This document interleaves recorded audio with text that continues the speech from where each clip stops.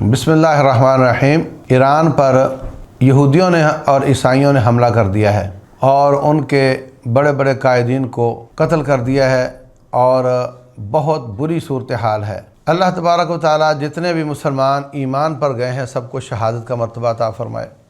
میرے عزیز بھائیوں، ہمارے ان کے ساتھ کافی اختلافات ہیں اور ان کی پچھلی ہسٹری تاریخ مسلمانوں کے حوالے سے کوئی اچھی نہیں رہی ہے، بہت ظلم ہے اس میں، وہ ہمیں بھولا نہیں۔ لیکن اس کے باوجود جب مار کا مسلمان اور کافر کا ہو تو ہم مسلمانوں کے ساتھ ہیں۔ ہمیں اللہ تبارک و تعالیٰ سے زیادتی کرنے والے مسلمانوں کے لیے دعائیں بھی کرنی چاہیے اور جو ظلم کفر کر رہا ہے ان کے خلاف بد دعائیں بھی کرنی چاہیے، اور اپنے ہر لحاظ سے اسلام کا ساتھ دینا چاہیے، مسلمانوں کا ساتھ دینا چاہیے، اور کفر سے ہر طرح کی برات کا اظہار کرنا چاہیے۔